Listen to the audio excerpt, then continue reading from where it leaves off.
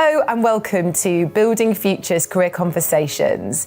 Career conversations with leaders across the built environment. And today we have Michaela Wain with us. Hello. Hi. Lovely to have you here. Yes. So for those people watching today who don't know you already, can you explain a little bit about your career so far in construction? Yes, I can do that, Gaelle. I think, like a lot of women who I speak to in construction, I got into it by accident. So I was at university studying religion and special needs, which is completely irrelevant to construction. I decided to take a year out because, I don't know, I was just scattered 19. And I went living with my dad, who basically said if you don't get a job he's going to kick me out, which was not like his character. I was just on a free ride. Anyway, the fear of being kicked out of my dad's house and having to move back home sent my CV round town, Bolton, flying the flag. And basically I got offered two jobs, one working at a construction magazine or one working at Greggs. And have you seen the hairnets? Well, they were in Greggs. I was like a 19-year-old girl, like I am not standing in Bolton Town Centre with this blue hairnet on. So I went for a construction magazine. And in this year out, what was supposed to be a year out, I was doing sales, selling advertising in this magazine. I knew about construction because my dad's an engineer, my stepdad's a builder, my mum's an estate agent. I've always been involved in kind of flipping properties with them. All of my brothers have got one trade or another, so I was familiar with it, and I had just a natural talent or flow, whatever, for sales. I was a big mouth. So I was doing really well. I was earning good money. I thought, right, I can either go back to uni and be a teacher, or I can earn what was then a load of money. So I decided to stick at that. The business that I was in was a really large organisation, and I was still young, I was new to the business. I thought there's not really a chance of career progression here because there were so many people before me who'd become team leaders or sales managers. I'd heard about a startup business doing the same thing in Bolton. So when I was there, got a job. When I started there, they was doing like $6,000 a month sales, like really nothing. There was brand new. And so I went working there. I was saying, do this sales techniques, try this, let me help you recruit people, like friends, family, old people who I'd worked with previously. Really grew the business over a matter of years, and they was doing maybe $100,000 turnover at this point. They said, oh, we're looking for a sales manager. Now, everybody within that company was like, Michaela is going to be this sales manager. I was still young. I was only 25, but there was like, obviously it's going to be Michaela because I basically recruited everybody and trained everybody on what to do. And then they said to me, you need not apply because we're looking for an older man. I was like, well, I can't be old and I can't be a man. What do you mean? Now, to be fair to the owners of this business, there was two young lads, and it was an unconscious bias. I genuinely think they just thought, this is what a sales manager looks like, and they just couldn't get past, this is what a sales manager literally physically looks like. So obviously I wasn't happy, but I found out I was pregnant, so I was a bit trapped at that point. I didn't know what to do for the best, so I stayed where I was. Lo and behold, they took on a new sales manager, Nigel, who I'm sure was a really nice guy, but I just resented him because I thought you sat doing the job that I should 100% have. Anyway, they added salt to the wound and asked me to train him. They actually asked me to train him. So at this point, I'm just there for, I'm pregnant, I need to have this child, and then discover my future. So I had my first son, went back to work when he was 2 weeks old because my partner at the time was in the middle of a recession. My partner had lost his job. So I was just finding the whole thing overwhelming. I wasn't seeing my son. I was working in a business where what had helped to really start and grow for career progression, and then it totally hit this glass ceiling. So when my son was about 4 or 5 months old, I just said, my brother was there, I just said, I'm leaving. And Lee John was like, what are you talking about? I was like, I'm leaving. I'm going to start my own business. And this was not like a well thought through plan. And we handed our notice in and then started our business the next day, which was a construction magazine. And I guess that was the start of the whole journey in construction, the reasons why I did it. And then from there, I invested in other companies. I mean, if you've seen The Apprentice, you know, he stacked up about 1 million businesses that I have, but that's because I've invested in other businesses and other people mainly run them. So yeah, I guess that's how I got into construction. Once I'd been doing it for maybe 7 years or so, I felt like we was doing relatively well. We was between the two main businesses, we was turning over about 3.5-4 million or something a year, which was good for somebody applying to be on The Apprentice. But I felt like I just didn't know what I didn't know. And we'd done 3.5 million for a few years on the bounce. And I'm like, well, how do I get to 30 million? We're just stuck here. And my knowledge is now limited. I don't know what I'm doing. I basically got all my business advice off a butcher who I used to buy sausage sandwiches off over the road. So I was like, his knowledge has exceeded mine. Let's go for The Apprentice because, you know, Lord Sugar must know absolutely everything, which is what led me to that.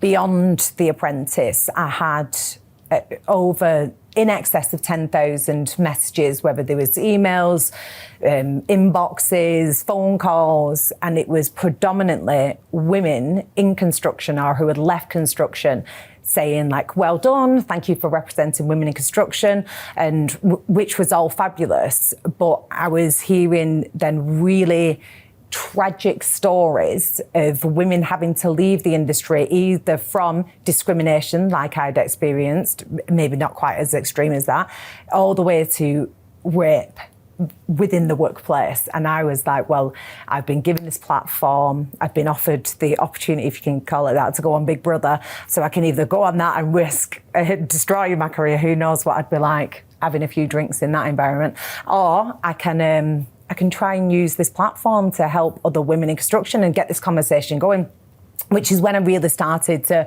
research everything, understand the industry, understand the ED&I policies and lack thereof at this time, and what I could perhaps do to help change this and help create a different type of culture, predominantly on site, but also just within tier 1 and 2 contractors as well. What could I do? So I guess that's where the whole journey of women in construction started. I feel like I'm on This Is Your Life. There you go, Gaelle, you know everything.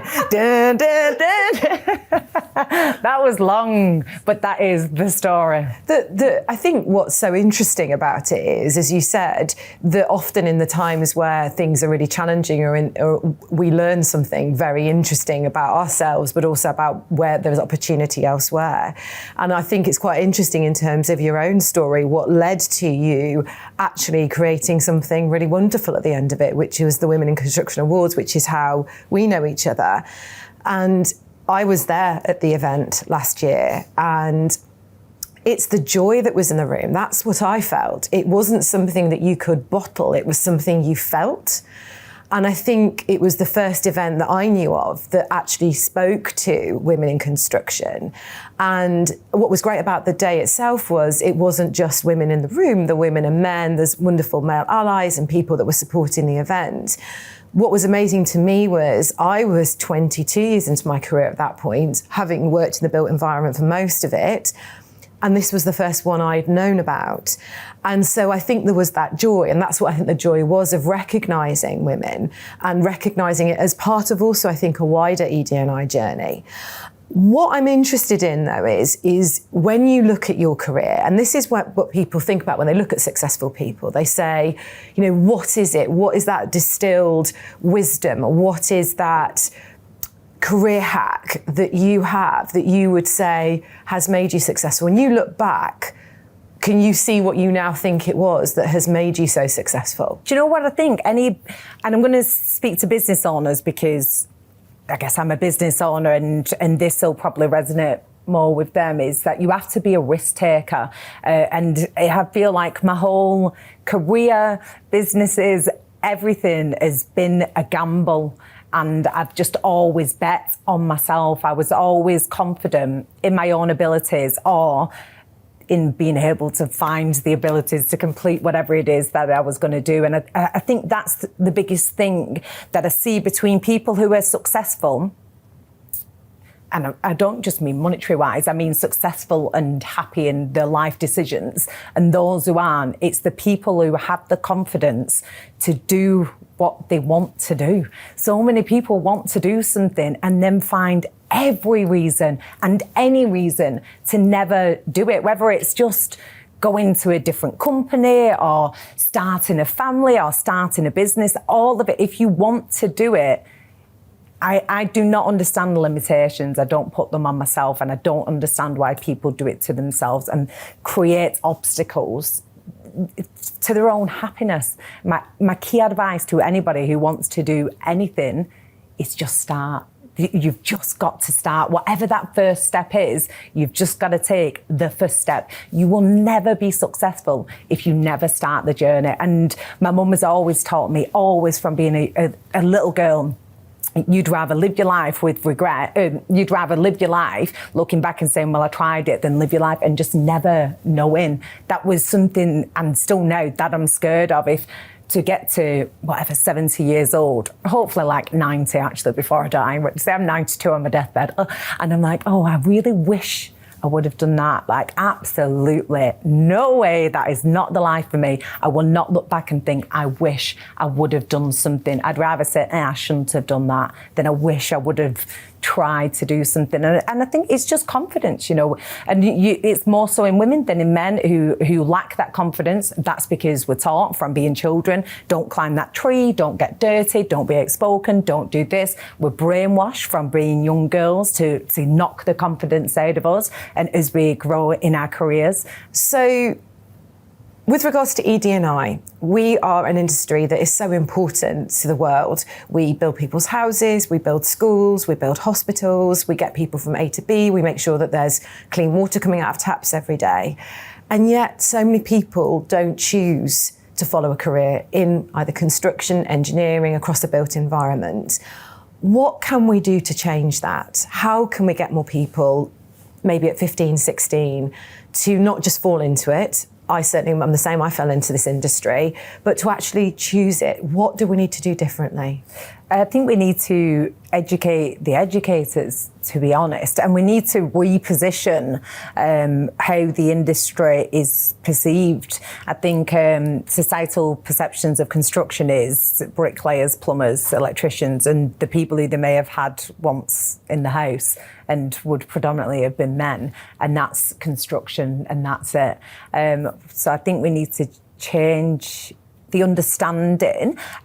Predominantly, we need to start telling teachers about construction and them to understand this is not just for the young boys, this is also for the young girls. I do voluntary work at what's called PRU schools. So these are schools where, you know, they've been expelled from normal schools and they end up in a kind of special school where then they'll do alternate qualifications.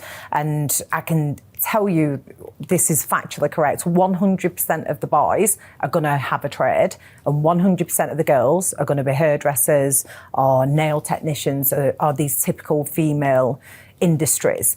Now, for me, when I look at those teachers, I'm like, what on earth are you teaching here?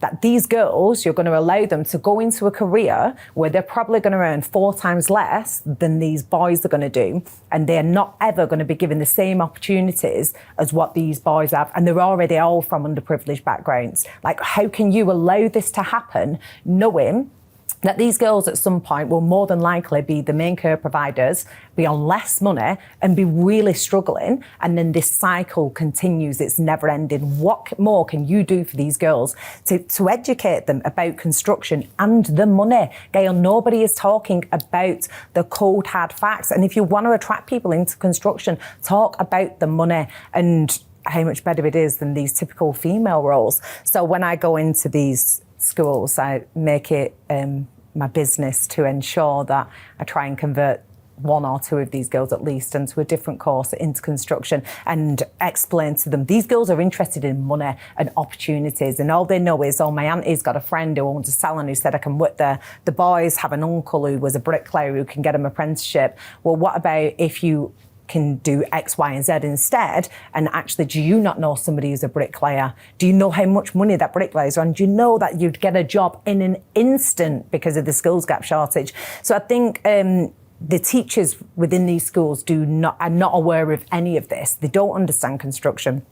They don't understand the different career paths. A lot of them do just think it's these hard trade jobs. Nobody understands about civil engineers, mechanical, electrical, project managers, quantity surveyors. They don't understand all of this. And I think it's now time I want to say construction makes up 15% of the GDP. Don't quote me up on that figure. It may be 10, but it's around there. It's a huge portion of it. I think it's high time government stepped in and started to really educate the educators and explain to them how important it is for them to be teaching what construction is and all of the different roles within construction in order to be able to attract more talent. That's a long-term goal. I mean, we're in a desperate situation right now, but long-term, the government need to do something, because in another 10 years, we're going to become unstuck. Well, yeah, because already we've got the ageing demographic, which is there's a set of people that are retiring at the moment, the baby boomers, which are not being replaced just by population decrease, by people coming through and choosing this as an industry. There was some really interesting research done by OECD on what is the biggest gap where jobs are being created versus where people are in education, studying courses that are relevant. And the one with the biggest gap was actually construction and engineering. And when you also put it in context of retrofit, net carbon zero, and there's an industry, what we face, which is being one of currently buildings, heating and lighting of buildings being one of the biggest carbon emissions, but also we could be the heroes of the hour by actually going back into buildings, retrofitting them to make them net carbon zero. So I think young people have got a lot of purpose, actually. I'm really inspired by, I think, the young generation coming through who have that purpose. But as you said, it's about also then showing them that they are welcome in this industry, that actually it is a good environment. It's not just muddy boots on site, as you've just said, that there's roles within quantity surveying or architecture or as planners, that actually they could go different ways. And whatever it's any background, underrepresented minorities of any type, that you would be welcome. And I think that's what I certainly felt when I was attending your Women in Construction Awards, because I felt that it felt actually very normal. I was overjoyed actually to see how many women were there. Can we talk again a bit more about this then, about those Women in Construction Awards? So you obviously felt quite inspired. You've been working in the industry yourself, you heard other stories. What then made you go, right, that's it, I'm going to lay on this event. This is what's going to happen?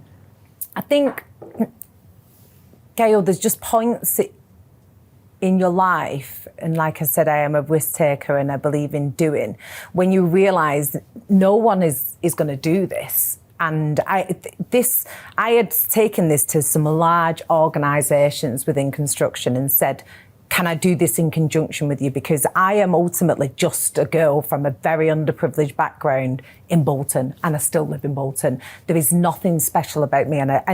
So I went to organisations saying, can you help? This is my idea. Can we do this together? And they all told me no, and I won't dog people out just yet, but it will come out in the wash. They all basically told me no. And so I just thought, it's just one of these things. I'm either going to do it or nobody's ever going to do it. And I want to do something that is going to help people, that is going to change things. And unlike other events, this was not a money spinner for me and my partner who did this with, Haley. This was not about us, about a cash day. You see all the other events going on and people get very wealthy off events.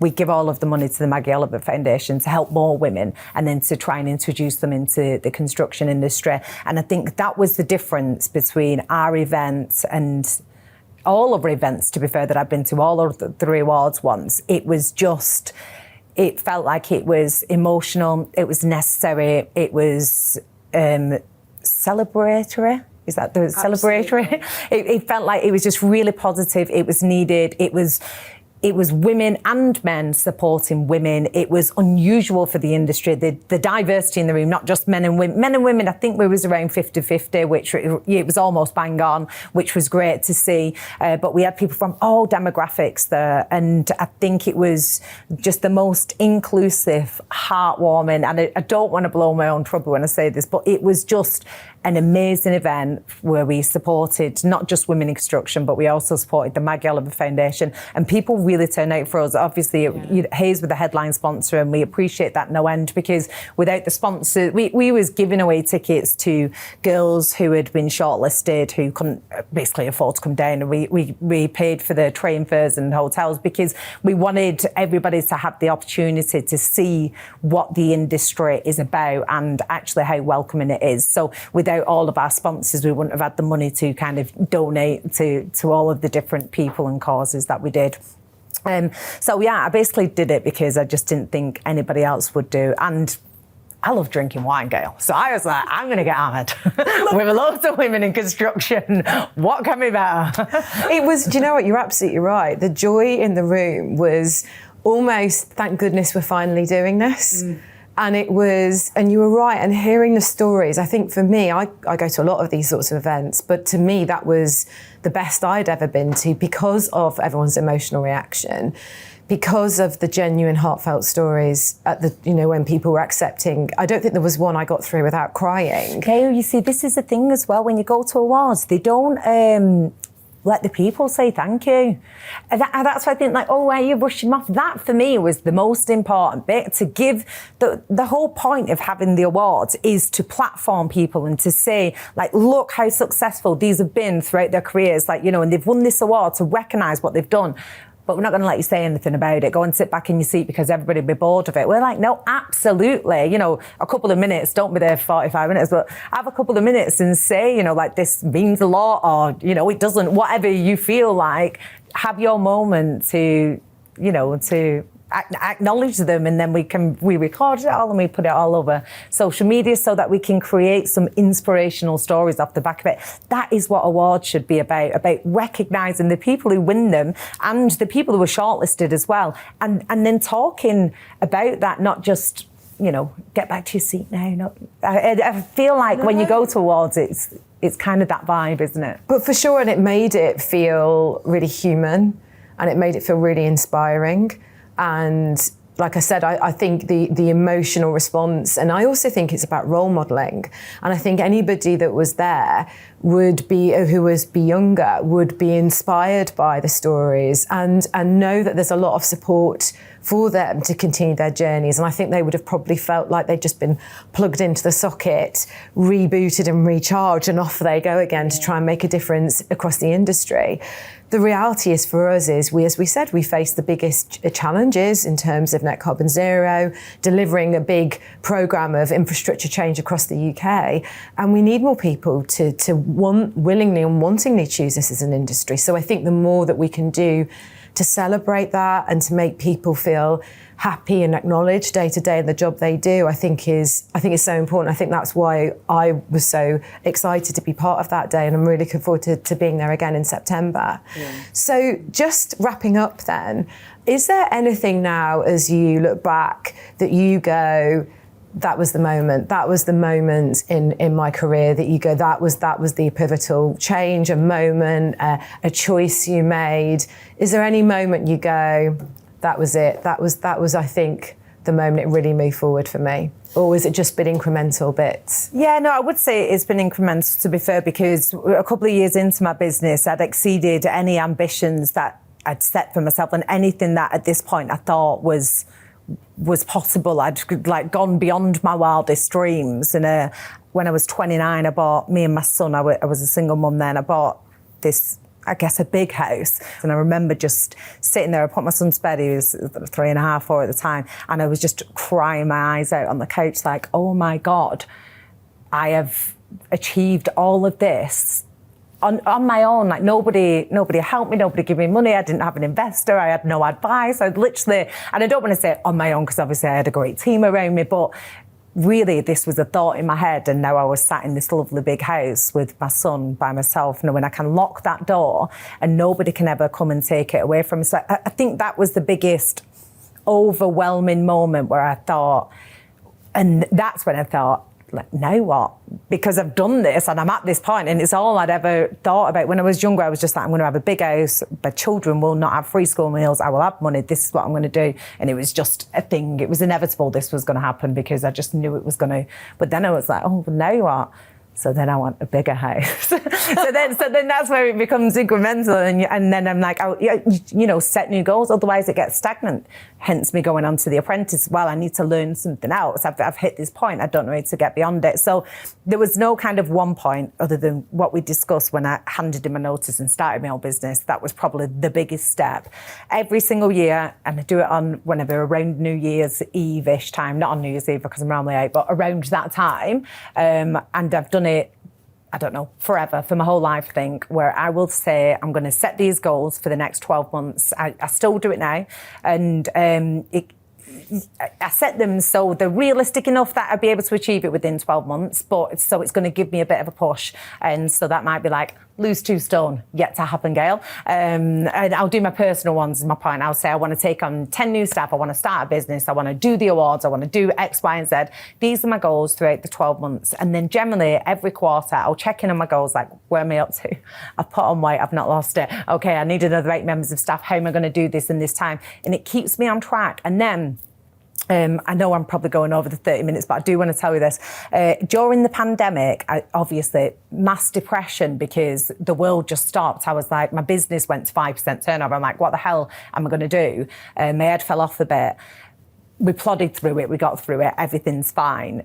And I looked back at the end of the 12 months at the goals that I'd set myself as I do every year. And I was like, obviously I wasn't expecting a pandemic. I'm like, oh my God, we did none of this. But what I also do is write down what I did achieve against these goals. So if I said I wanted 10 members of staff and we took on 3, where did this go wrong? Try and note the problems so that we can improve on it for next year. And I did this exercise and I was like, well, actually, although we didn't achieve this, and this, we achieved all of this, and what we did do was generate new revenue streams because we had to get creative. Now we're 3 years on, and these are almost as big as actually the original business now. They've really taken off.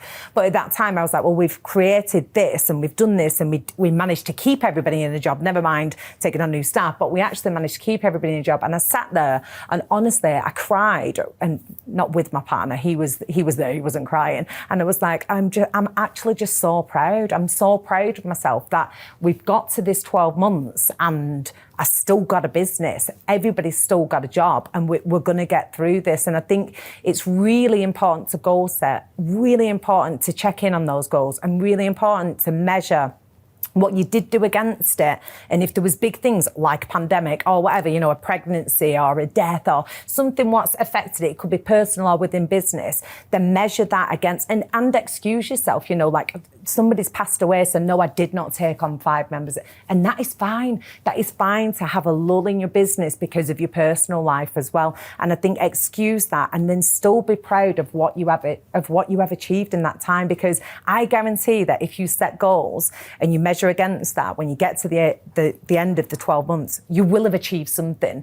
I think the point around your setting of career goals, but then constantly reviewing them, but also going again and never, and that really ending when you want that to end. And that can change at 45, or that can change at 75, that can change at 80. If you still think you've got a career and you've got goals to achieve, you just keep going until, I guess, there's no more things on your to-do list. So on that note, thank you so much for coming in today and speaking to us. I have wanted to meet you for some time, having interacted with you a lot. I really appreciate all the work you've done in Women in Construction. I think your purpose is so clear, and I really believe in what you're trying to achieve. So first of all, thank you for everything you've been doing. And thank you also for tuning in today. We will be releasing more Building Futures career conversations. You can check out our previous episodes on our Hayes UK and Ireland YouTube channel, and also on our LinkedIn page.